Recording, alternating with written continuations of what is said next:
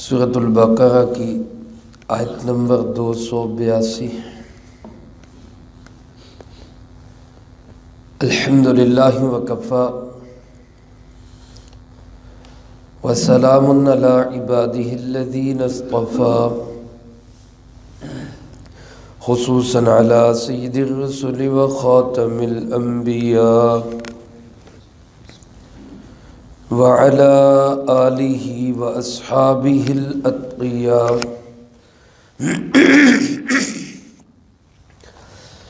اما بعد فاعوذ باللہ من الشیطان الرجیم، بسم اللہ الرحمن الرحیم۔ یا ایہا الذین آمنوا اذا تداینتم بدین الی اجل مسمى فاکتبوه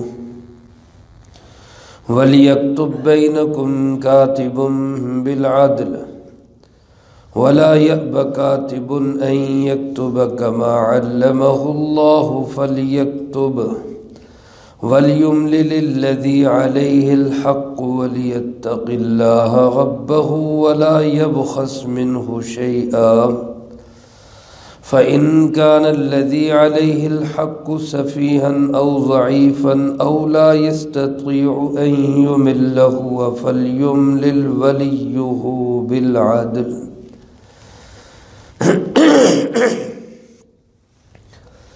یا ایہا الذین آمنوا، اے ایمان والو، اذا تداینتم بدین،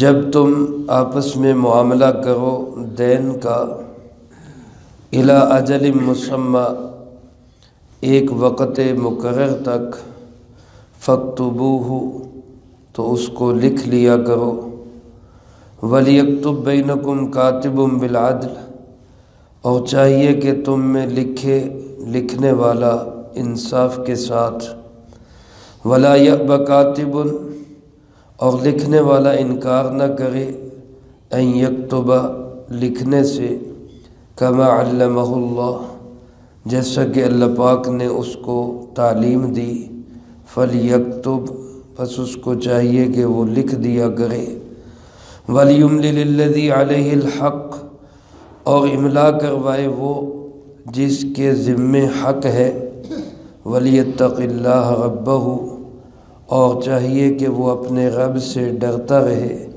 وَلَا يَبْخَسْ مِنْهُ شَيْئًا، اور اس میں کسی چیز کی کمی نہ کرے، فَإِنْ كَانَ الَّذِي عَلَيْهِ الْحَقِّ، اگر وہ شخص جس کے ذمے حق ہے، سفیہاً، بے وقوف ہو، او ضعیفاً، یا کمزور ہو، او لا یستطیع ان یمل، یا وہ املا کی طاقت نہ رکھتا ہو، فلیملل ولیہ بالعدل، تو اس کا ولی لکھوائے انصاف کے ساتھ۔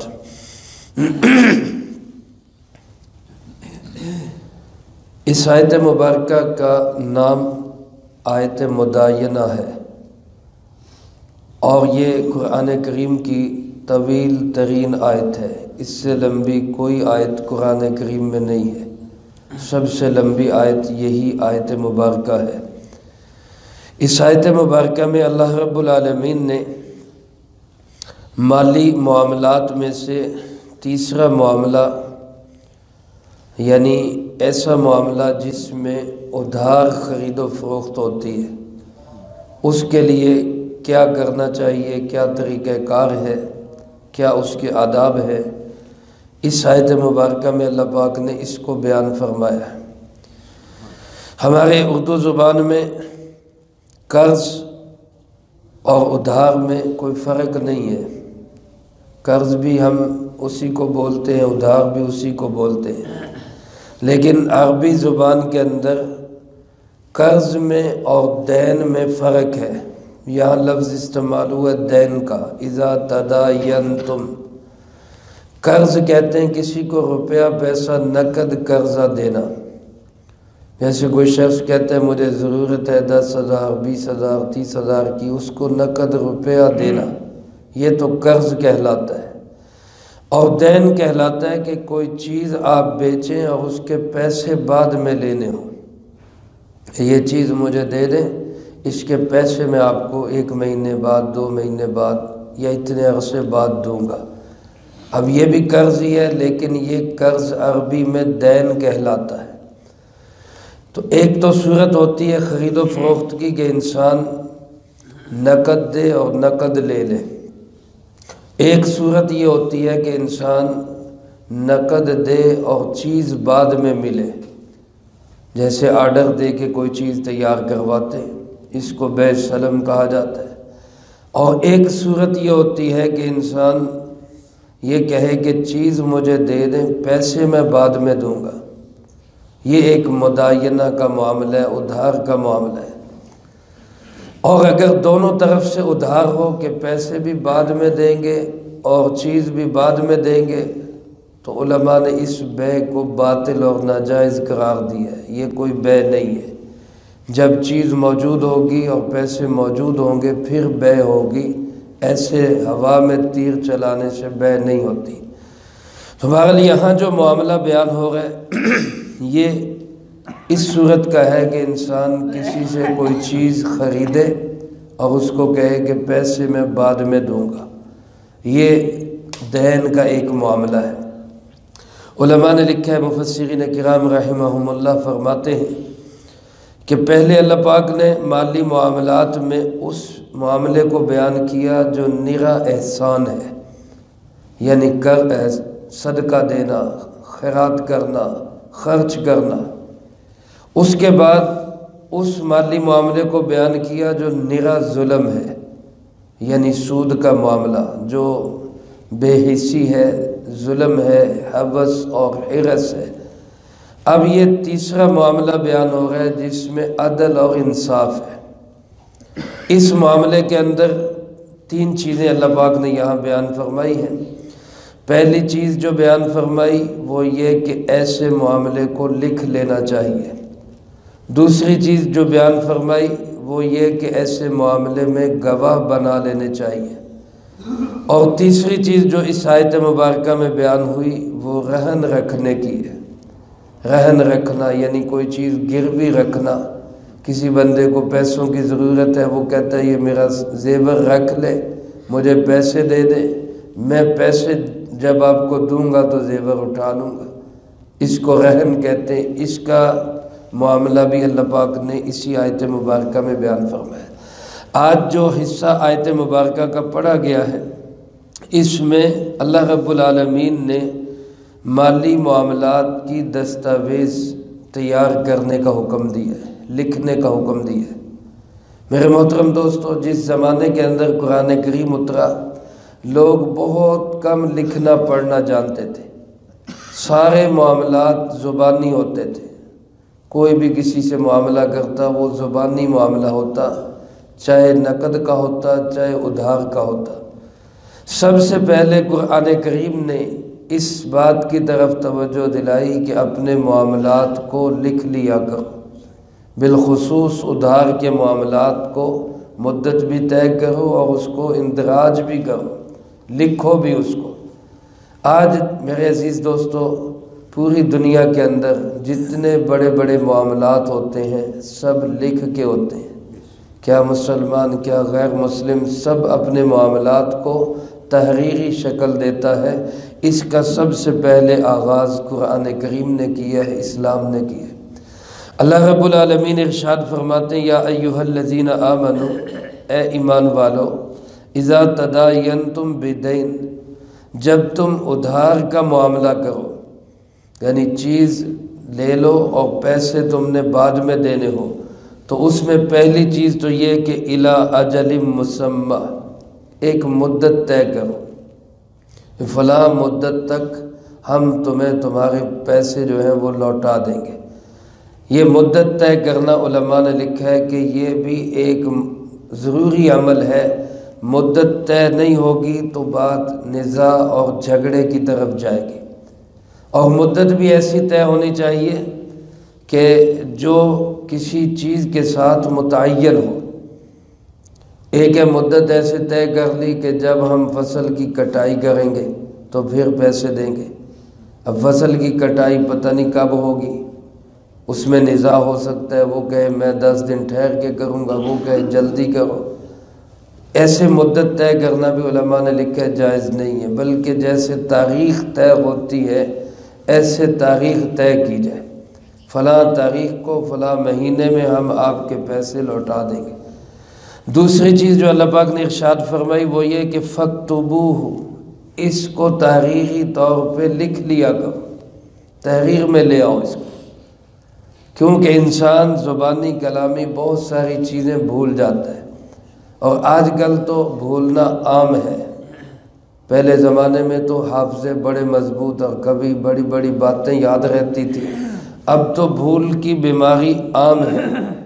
تو آج تو قرآن کریم کے اس ارشاد مبارک پہ گویا ہم یہ کہہ سکتے ہیں کہ یہ واقعی اعجاز قرآنی ہے کہ گویا آج کے زمانے کے مطابق اللہ پاک نے ہدایات پہلے ارشاد فرما دی تھی کہ اپنے معاملات کو لکھ لیا کرو۔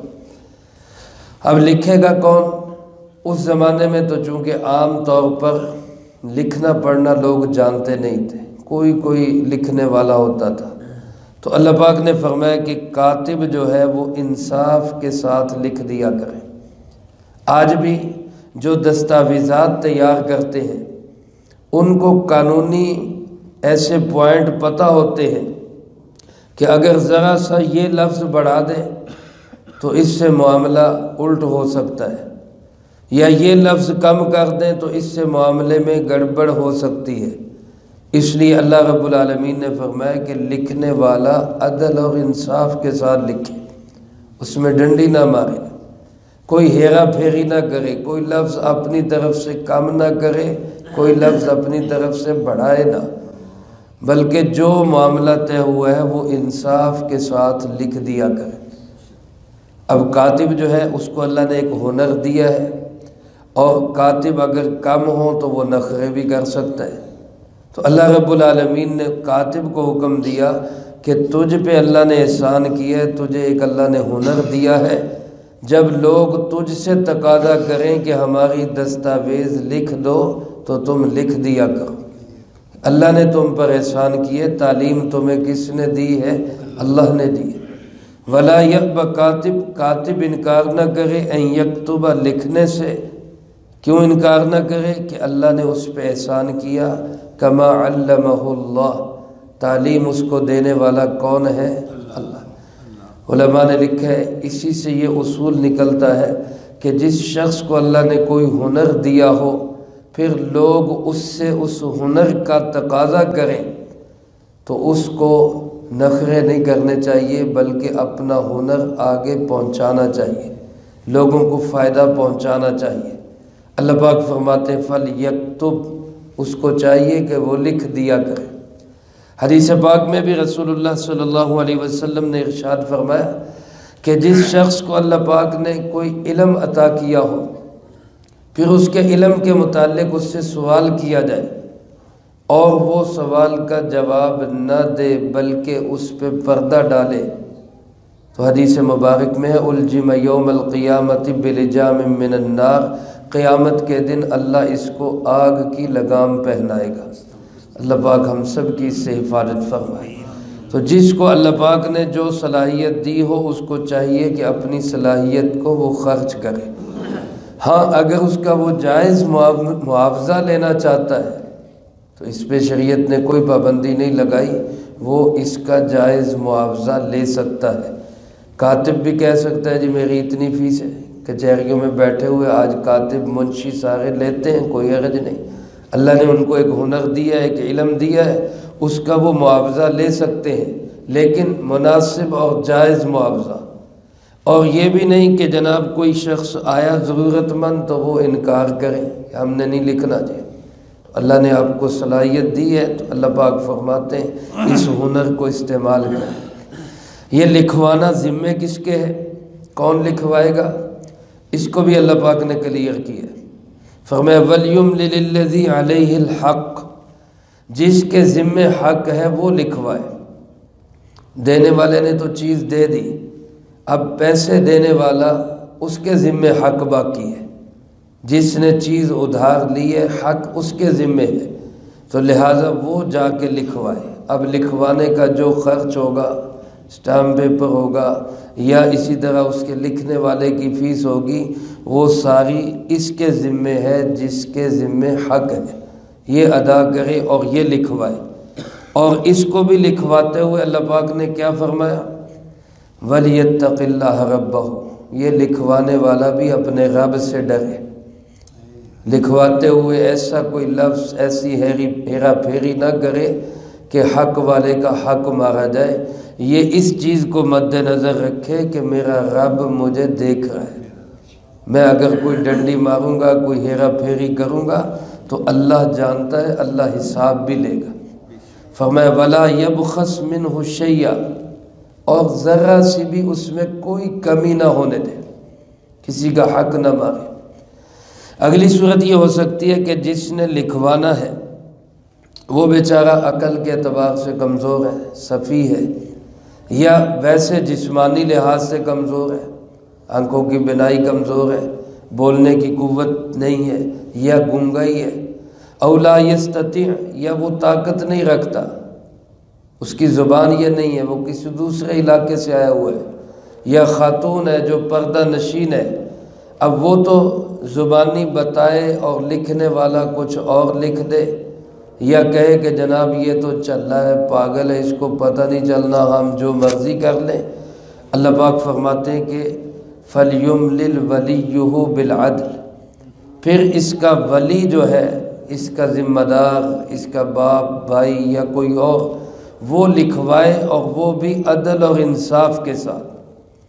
وہ بھی یہ نہ سوچے کہ جناب چلو جی اس کو تو پتہ نہیں چلنا، پردہ نشین عورت ہے، اس نے کون سا پڑھنا ہے، یا یہ ان پڑھ ہے، اس کو کون سا پتہ چلے گا، یا یہ اندھا ہے، اس کو تو نظر نہیں آتا، ہم جو بھی لکھ دیں، یا اس کی زبان نہیں ہے، اس کو اردو پڑھنی نہیں آتی، کہ کسی اور ملک سے آیا، ہم جو مرضی لکھ دیں، یا یہاں کے رہنے والے عام طور پہ انگلش نہیں جانتے، اب انگلش میں دستاویز تیار کر دی، اس میں ذرا سے لفظ کی ہیرا پھیری کر دی۔